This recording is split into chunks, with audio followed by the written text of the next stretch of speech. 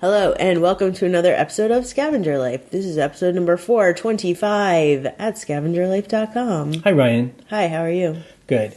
We have just returned from New York City. That big city. The Big Apple. The big city. Where we were doing a work job. Of our career work job. I think that we are still...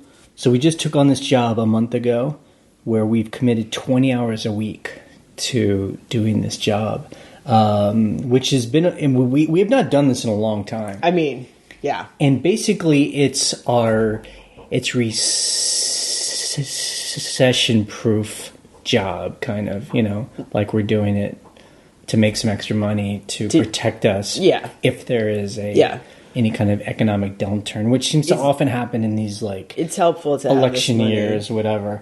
And I think we're still trying to handle juggling our time with this new kind of job in our life, Yeah. As much as we like the client treats us well, we enjoy the work. Does remind me though how I never want to work like a desk job for a company. An office job. Ever. A 40-hour week job. Yeah, like an office job.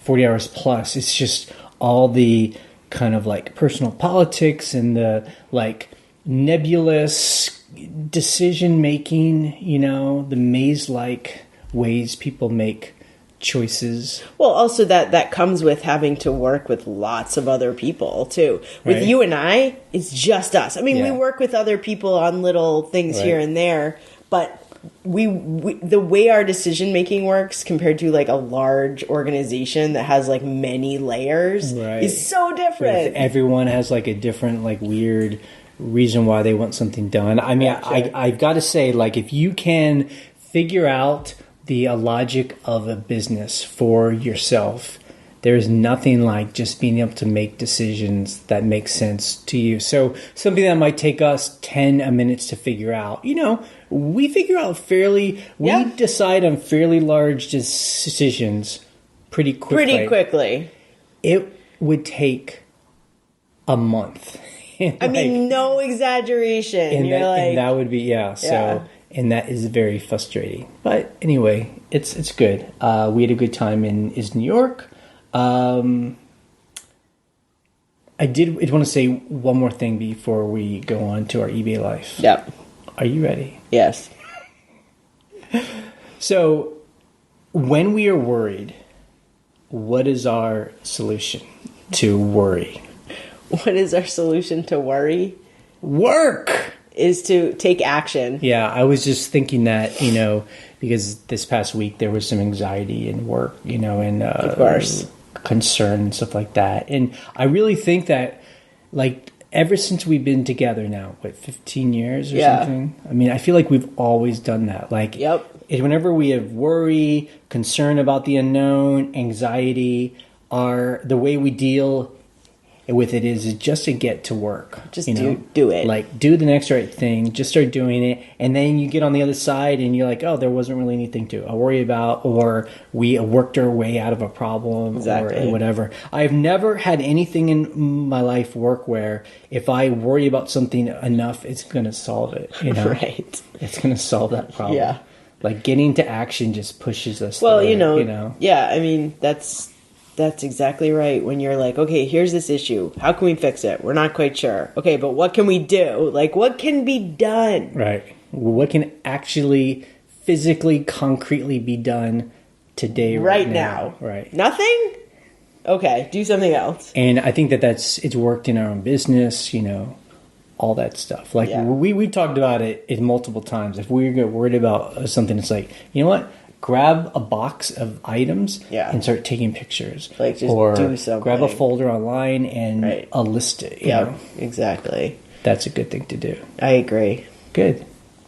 When we were in New York City, we did do a little bit of scavenging on the streets. It's hard not to. Which we always talk about. And really, we weren't even trying. We didn't even... It was just basically going down to the coffee shop, yeah, to the grocery store, and there's just stuff. People are like, stuff. Here, take this, please. Yeah. It's free. Leaving stuff. Yeah. We didn't grab a whole lot. I think the best thing I got was like a bag of jewelry. There's a bag of costume jewelry. I got this little box of cassettes. Yeah. One was, like foreign language cassettes, and there were some music cassettes. Cassettes are hard to find. Like, if someone's looking for a certain thing. I'm kind of like, it's one of those scavenger things where I'm just like, what is she doing? This is actual garbage. Like, is someone going to buy, like, some French language tape? From 1960? Yes! Oh my God! If you have a vision of that. Like, if it was a bunch of, like, tapes of, like, it's Nirvana and Pearl Jam. They weren't that good. That's, like, pure gold. Get 'em. That's, like, gold bars in the street. What was interesting is we would walk with our current kind of temporary boss in this project. Yeah. And we would walk to get a coffee. And she knows about this other world that we have. Right. She knows both worlds. Scavenging. Most people don't know both worlds. And thinks it's, and she really thinks it's cool and it's quirky. I mean, she's like she's high up there and makes a lot of money herself, but she thinks it's cool we do that. It's funny, she was really getting into it. Yeah. Like, we would come up on a pile and she'd be like, oh. She'd be like, what's in here? And what is there? Like, she would never sell anything herself, but I think she, like, gets the treasure hunting. Yeah, the treasure hunting. Oh, I mean, who doesn't? Right. Well, also, that's her neighborhood. Like, she lives there, so she's like, she walks by this stuff every day. She probably sees, like, cool books. She actually grabbed some stuff off. It was her stoop. Like, we were walking by her house, and she was like, oh, they left this cool extension cord plug, thingy. Those are good ones. And we're like, yeah. So, yeah. We're not the only ones. So, when we were gone, we put our store on 5-day handling time? Yeah, it was 5 days. 5 business day handling time. 5 business days, because we were gone for 7 days, yeah. And, but we had this problem, which has never happened before, where we started to, it's noticed that some of the things that sold, eBay wanted us to ship it, like, right away. I know why. We were late. Why? You know the answer. Well, I told it to you the other day, and it's correct. So this is what happened. So in the lead up to me changing my handling time, and I shouldn't have done this, but this is the first time this problem ever existed. I was sending offers to people twice a day. That's what's different than ever before. We've never been able to send offers to people. So there were active offers with my old handling time that people... I'm assuming at the last moment that the 48 hours was over, because I thought I tried to stop. They accepted my offer, and my handling time was still same day. Gotcha. So if you send an offer on a Thursday, change your handling time Friday. Right. That offer is good for 48 hours. So Saturday it sells, and it doesn't take on the new. Okay, I got you.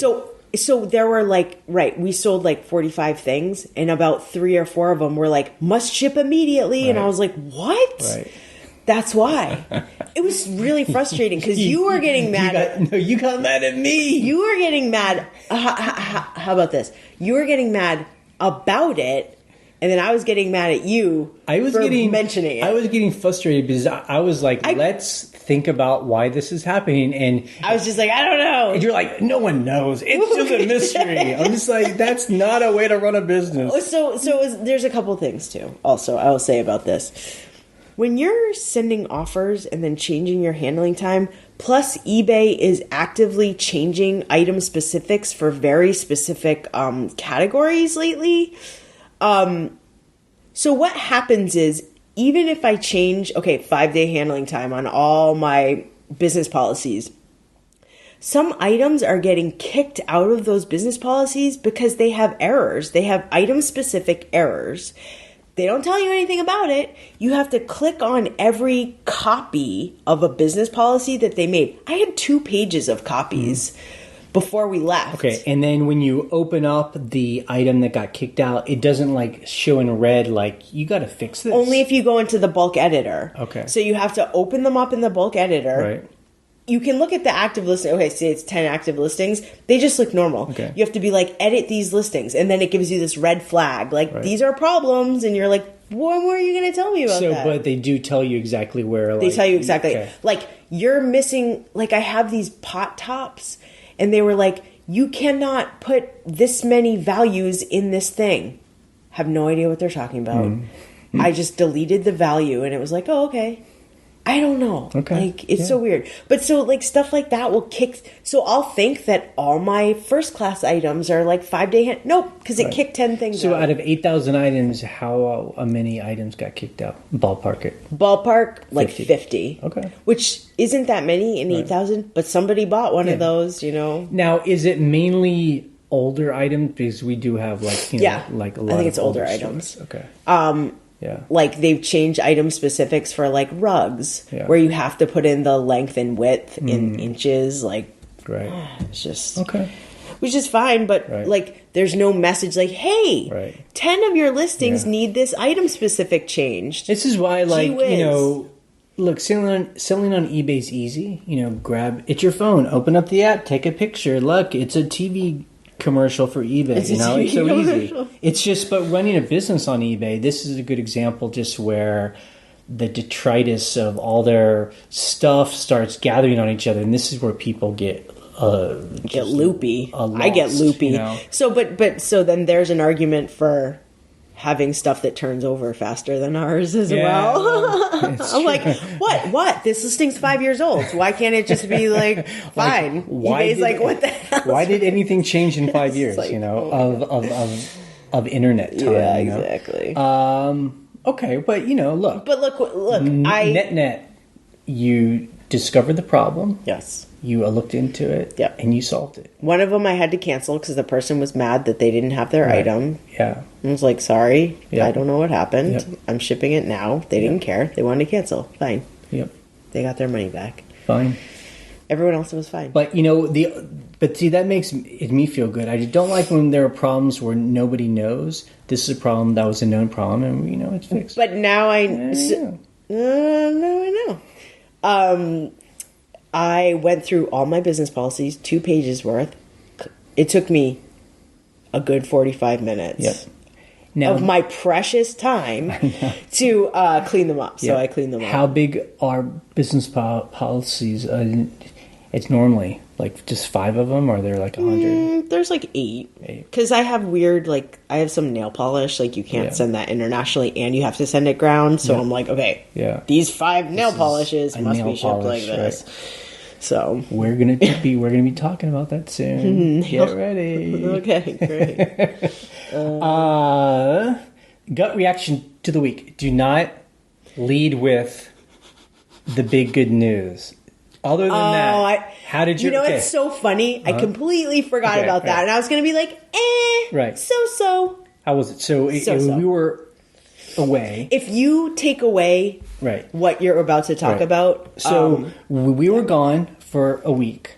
And we had gone for 7 days. On hand, you know, long handling time. Most handling. We sold about $1,000 in items, which is not as much as we normally sell. But it wasn't bad. For being away, 5-day handling time. That's pretty good. You're like, that's pretty good. You sound like Larry David. But there was like just a normal Wednesday.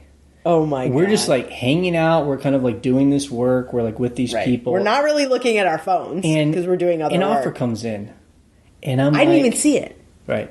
And I'm like, a $2,500 offer on a piece of art.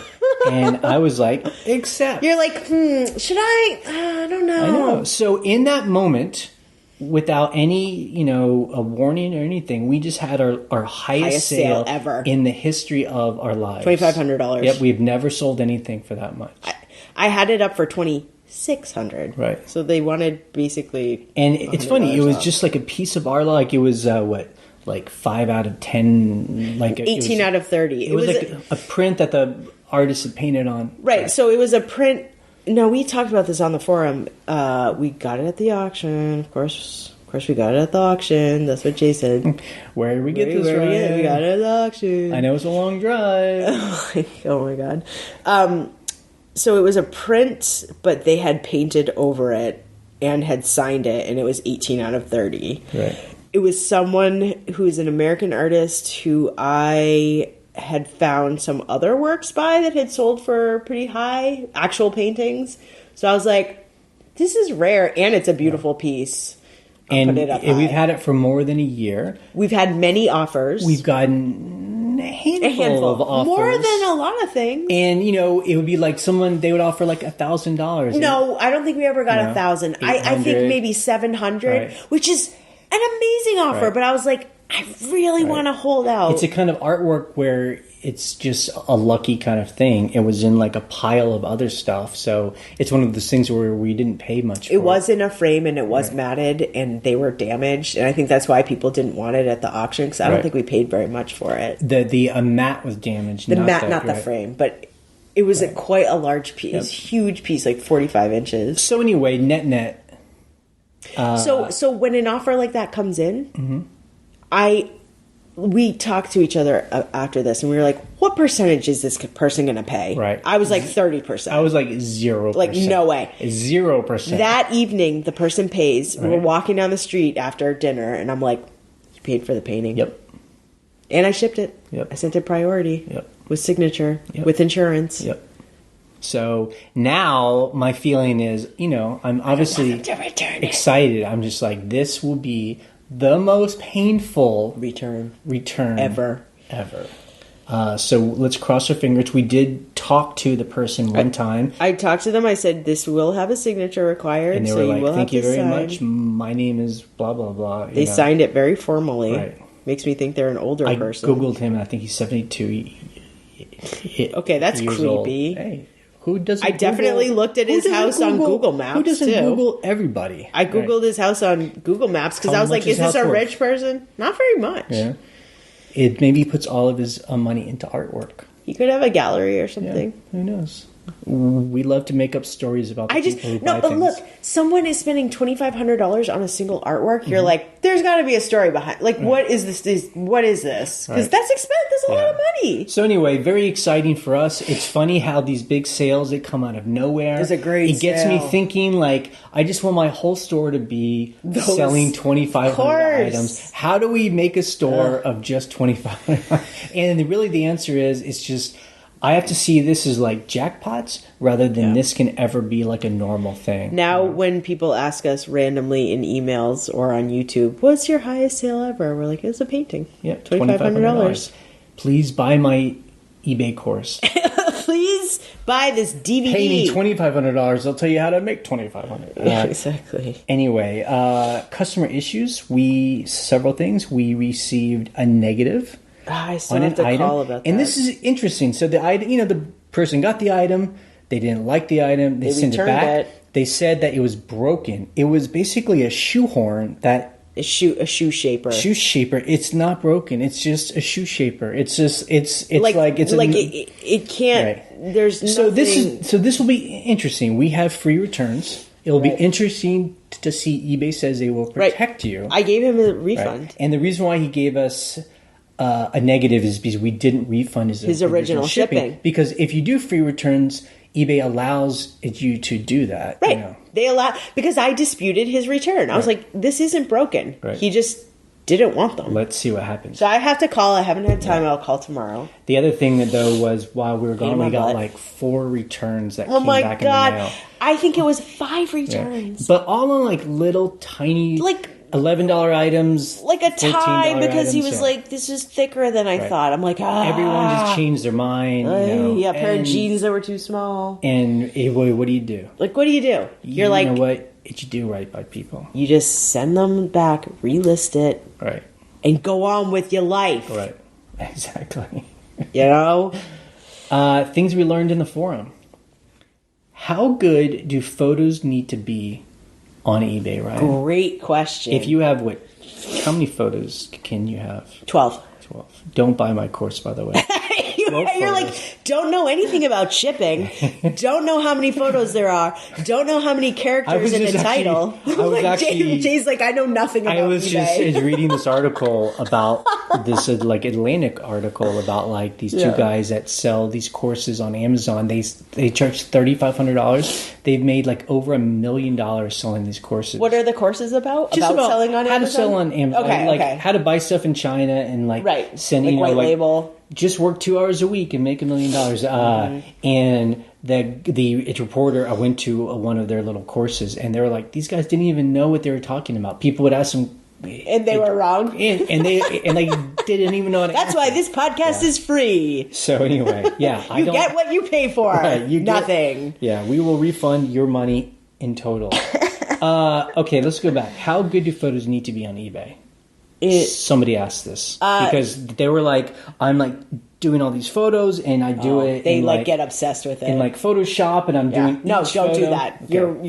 You're taking up too much time and you're going to burn out. Right. Look, I used to think that. I used to use a DSLR camera, which I still have, with a pancake gorgeous lens. Delicious. It's like depth of field is right on, natural lighting. Right. And then we were like, no, that takes weight. You can do that. Right. And I see people on our forum and their photos look gorgeous. I will say though, real quick, in our defense, when we started doing this in 2008, smartphones did not have they had terrible cameras, such good lenses and camera, really low resolution. And I think we changed right when people started to prove, like, phones are like great photos. Yeah. So I think the answer is, you do not need to do like professional wedding photos for every single for this old sweatshirt. Yeah. The big thing is, if you can take pictures in the daytime with good natural light, that's awesome. Yeah. And then if not, just get some good, photo lights. Cheap photo. There's like a cowboy studio lighting on Amazon. I mean, the big thing is, and do we even need to talk about it? But they're all over eBay. People will take pictures of items on the floor on their dirty clothes with like a bunch of other stuff around them. They're like bed, dude. Okay. In the dark, and the dark. Just don't do that. Just like put it on like a clean table with like a light on it. I mean, you're like, just get all the crap that's in there. I was looking at some stuff to buy on eBay. I was buying like something in bulk to sell on eBay. And the people I love to buy from are the ones that sell like that. Right. Because you can get stuff for cheap. But like this one guy had this stuff on a table with all this other junk that wasn't for sale and a pack of cigarettes. I'm like, dude, are you serious right now? Like, come on. I mean, I think maybe this person was asking the question coming from like the Etsy world. Right. I think there are a lot of people that sell on Etsy that really get into staging and like put flowers. Because so many people do that over there. So you're competing with them. I mean, I think maybe if you're selling like you sell one thing with a multiple quantity, maybe if you want to put a little more time into like that one photo, that's your listing, because you're going to sell that again and again and again. But if you're going through hundreds of items, so I think so we my helper takes really good photos actually with an iPhone 6 and right into eBay in the eBay app. Yep. So like there's no editing. There might be a little cropping here and there. Yep. But other than that, it's just all about fast workflow, efficient. Like, I don't have time to edit photos. I mean, like, and you shouldn't need to crop photos if you actually shouldn't need to the right way. Yeah, just crop them in the camera. Yeah. Okay, Sigolini. You said it right. I know. Yeah. Sigolini. Like, it's like a You're name. You're like, I have to pronounce all the letters. Sigolini. Just pronounce them. She's always coming up with really cool questions. Yeah. She had another cool question. Is selling locally on Facebook better than selling on Craigslist locally? That is a big, So if you are finding like big tools or furniture, appliances what's better to sell on Craigslist or Facebook? Well, so the answer for us is we're not on Facebook. We're not on Facebook, so we sell on Craigslist, and it's really hit or miss. A rural area. I hear about people that are in urban areas where they're like, grabbing trash off the street, putting it on Craigslist and selling it in an hour. But people were really talking about Facebook, the marketplace, and really saying like it's a good place. Yeah. Someone actually sent us a screenshot of Facebook, like a marketplace like in our area. And there's like all this stuff. And maybe we should sell stuff on Facebook. Yeah. Maybe we need to do like a generic Facebook I guess account. Facebook is easier and more popular. It's more. I mean, look, every grandma and her sister are on Facebook where we live, like for sure. Yep. Like local businesses. They're not on Craigslist. A lot of local businesses don't even have websites. They just have a Facebook page because that's where everyone is going to. Yeah, so. that makes sense. Anyway, so that's interesting. I don't really have much info on that. And then the final thing that was interesting was used cosmetics are not allowed to be sold on eBay. Right. And we were debating, is that something new? No, I don't think so. Okay. See, because we do sell perfume. You can sell used... I'm pretty sure you can sell used perfume. But I guess that's not considered cosmetics. Cosmetics, they mean like makeup, because you can get like... Lipstick, an infection if you like hepatitis. Yeah, or I don't know what you could get, but like if you have used lipsticks, something, or eye stuff. I'm sure people do it anyway. Yeah. But so people were just saying... sell it as a collectible, like not as a like vintage category cosmetic, or something. Yeah. I almost want to say there's always a way to get around the eBay. You might. I gotta check with perfume, but I think some of my perfume is in a vintage category. But I think you can sell open perfume because it's that like it doesn't contact your skin like you spray it on. So maybe that's the exception. Yeah, I like cosmetics are not something I've ever like. Yeah. I mean, I guess, I feel like, you can't sell used nail polish, but there are times where you're like, if someone used this once, how would I know? Because, like, there's still a full bottle. I don't know. I don't think I'm selling used stuff, but, yeah. And then Emma, she wrote, and she was like, and she wrote just to us. She didn't go on its forum, but she sent us a question. Yeah. Okay, so she says she's a waitress, full-time. Yeah.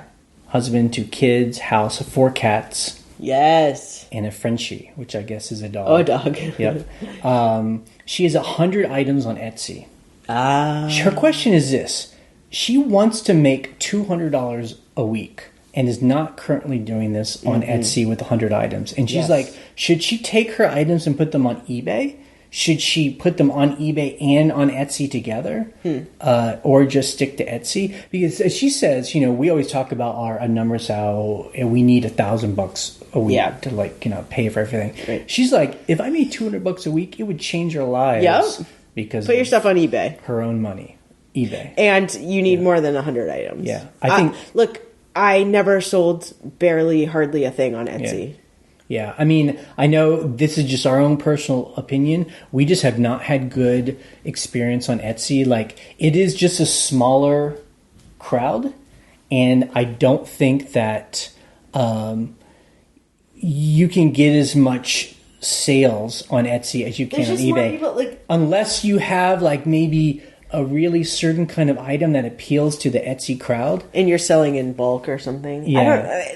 I know some people make a living on Etsy, but I think they have a lot more than 100 items. Like, you really have to bulk up. And so that's the other thing. We just feel more comfortable on eBay. I think it's a bigger marketplace. Yeah. But then the other thing is, you got to have more than 100 items on any platform. I mean, I hate to say it, you have to feed the beast. I have 8,000 items. I still got a list every week. So 200 a week. So you're making 8. So let's say if you want to make 800 after expenses, then you're probably, with all the shipping, you're probably making $1,500. Yeah, I mean, I really feel like you got to start getting up to 300 items and 500 items. I mean, $500 items for sure, but 300. If you have a really good eye and know that the stuff you're buying is going to sell well, and it's not. You got to bulk up your numbers, and you got to do it on eBay. That's totally my advice. You can make $200 a week. Absolutely. You just have to. But she has a full-time job, right? Yep. Is that what she's saying? She's a waitress. So, I mean, you got to source and you got to... I mean, that's the thing. I think that you could do it on 100 items if you put a lot more time into sourcing. Yeah. So if you're going out... we can go and source in a pretty short amount of time and get a bunch of stuff, but we're also just kind of like a gobbler. We're like a hungry hippo. We grab everything and then sort it out, and we're like big into a volume. But if you went and you spent like 3 times as much time scavenging as we do, but you're really like, okay, you're not going to buy any junk. This thing I know will sell for $50 for sure. Right. And then this thing, after an hour, I found one more thing. Right. Like that's how it have to be. Right. Do you have the time to do that? Yeah. I don't know. But I think $200 a week is doable, is attainable. It's just absolutely. It's about bulking up those numbers. Yeah, I would love to know like how much she makes now, if her husband, is like a partner in the business. Yeah, if he can help you source, that's great. Okay, let's go to any questions that people called in about. Hi guys, it's Kevin from Western Mass again. Okay, I just want to let your listeners know how easy it is to file a return with United States Postal Office, USPS, for product that gets damaged if shipped priority. I've been selling since '99, and maybe in the past 3 years I started going through the post office if something got damaged. On and off since '99, but I can't believe how easy it is to file a claim and get your check back right away if something does get damaged. It probably happens like, I don't know, 2-3 times a year at the most, but I just want to let you guys know, don't be afraid to file a claim with the post office if something gets damaged to your customer, because it's very easy to file a claim, and you get your refund check, pretty quickly, within like 2 weeks, I would say. All right, thanks. Keep up the great work. Bye. Yes. It's damage to your customer. He does have a little Massachusetts accent.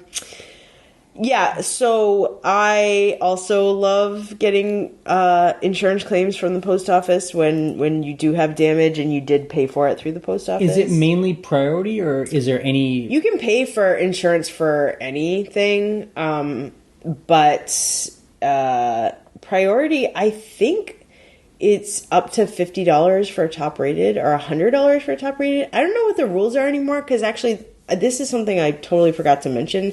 The label page is permanently changed now. You can't go back to classic shipping, because I tried to do it because it formats Smart Post really weird. Bad or good? Thumbs up, thumbs down? It's like medium. Yeah. I don't mind it, but Smart Post is formatted all weird, and I have to like print it on regular paper, and I'm like, oh god. Oh really? Yeah, it's really a pain.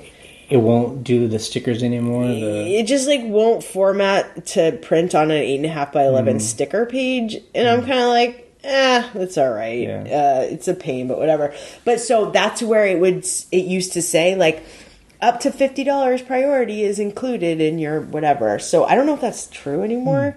But anyway, USPS is super fast if you are sending all the information. The only time I ever had a problem was when I was asking for the price of the item plus the shipping, and it was over their threshold. It was like, $50 plus the $14 shipping. They didn't give me the $14, but... Do they normally hand you the shipping Well, too? if it's up to the threshold. If you're like, okay, they paid $30 and then $10 for shipping and it was damaged, I think they'll give you the $40. Yeah. I'm not sure. It probably depends on every situation. Does eBay know, like, if you do a return or like a claim, do they see like, oh, Iran, she sells like so much stuff. Like, and she buys so much postage from us. Like, can they see that we're big customers of the post office? Yep. I don't think so. I don't know. Yeah. Or like, I'm sure people are concerned. Like, if you do 3 claims a year, are you going to get flagged? I wonder. It just like, seems that's like too many. It's great that they're so good about it, but I'm just like, well, what happens if someone's just like a scammer and they're just like every week they send something out, and part of it is like they are going to ask you for photos, and they will ask you for photos of the outside of the package. So if your customers aren't sending you that information, I guess you could fake it. What if me and my uncle Babani? Yeah, is that a man's name? Maybe. my uncle's name is Bonnie. What if we had a scam going where he takes pictures of just like some broken box he has around his house, and we're just like, and then we split. I have no idea. It would be. I have no idea. I mean, that's a good question. I mean, it is a good question because how does the post office get around? I'm going in the weeds. I think it's awesome. Yeah. I think the post office people complain about them, but I love the post office. I do. I think rural post offices tend to be better, but maybe that could just be ours. Yeah. Hey, Jay and Ryan. I got a sort of a tax question for you. I know you're not tax experts, but maybe you've encountered this and you could maybe tell me what you do. A little over a year ago, I bought my daughter a MacBook for college, and she was using it, but in her after she got going in college, after the first semester, she was doing application development. And the school, they use a Windows computer, so we had to get her a Windows machine, which is fine. We got her a Windows laptop. And she said after that, she rarely used the MacBook, so she told me I could sell it. So I listed it, I sold it just a couple days ago. But, we didn't purchase it in 2019. I purchased it a little over a year ago, and I don't want to pay the taxes on the whole cost. I sold it for $700. I think we paid about $1,100. I don't want to pay the taxes on that $700 as profit because it's not profit. And I know this is not what you normally sell, but have you run into this situation before? And do you know how? I mean, I obviously it's a depreciable item. I just wondered how you handled that. Thanks. Yeah, so I don't know. That's interesting. I think for us, our answer would just be like, we just pay taxes on all of our profit, So yeah, I mean, that's such a small. So amount. PayPal gives us our whatever. The slip that says how much we make, and we pay taxes on that. Then on the other hand, we also do expenses. So, we would... Right. And I mean, again, we're not tax experts, but just kind of spitballing here. When we sit down with our accountant, he's just like, as long as there's a logic to it, like he says, imagine if you're sitting in front of an IRS agent. And you're explaining how would you explain it? That doesn't sound crazy. And as long as you can explain what you're doing, he feels good about it. I mean, also, I am guessing that there are tax nerds and tax people listening to this, and they might call in with a better answer. But yeah, it's almost like you'd be like, take that off as an expense because you're like, that $700 was...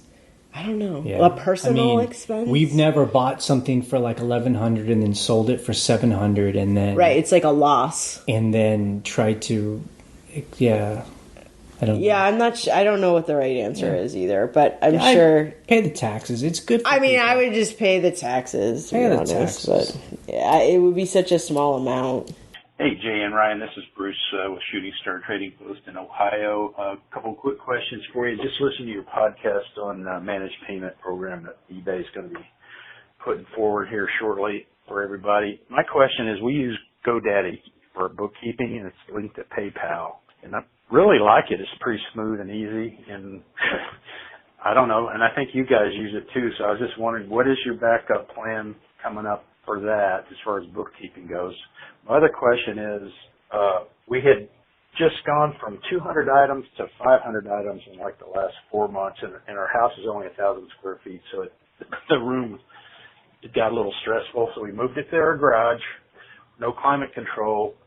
It's been hot in Ohio. My question is the heat super bad for everything, or is there certain items that we should not be storing out there, like electronics, or if we do, should we have a way to dehumidify? I didn't know if you guys have air conditioning and heating and stuff in your warehouse. So just any tips you might have on how to manage the temperature in the garage instead of having it all in your living room and dining room.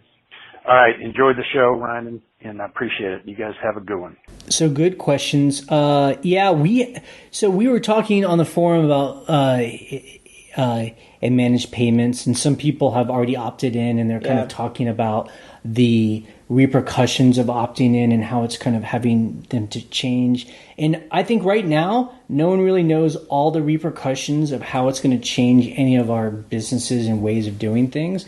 I just think the answer is we all got to figure it out. Yeah. I didn't even think about GoDaddy bookkeeping. Like, I guess what we would do is, since eBay is going to be sending stuff to our bank account? I mean, our bank account is linked to... Well, I guess the question I have is like, it's not actually being charged by eBay. The managed payment is through like Adyo or Adyen, or it's like some company. Yeah, something, yeah. So I don't know. Can we just... And yeah, it will go into our bank account. So our bank account's already linked. So would you just be like, this is what I got paid this week? It's not like the thing about GoDaddy is when you're linked to PayPal, every single transaction, like I don't even look at that page because I'm like, I can't handle, like there's just every single transaction is. You would just hope that, you know, at the end of the day, GoDaddy will link up to whatever eBay. I don't know. is going to work for eBay, you know, and that's just the way it is. And, you know, it's like we were talking about earlier, eBay's always updating, changing, which I know is frustrating, but it's also good that eBay isn't just still in 1994, even though some parts of the website seem like it.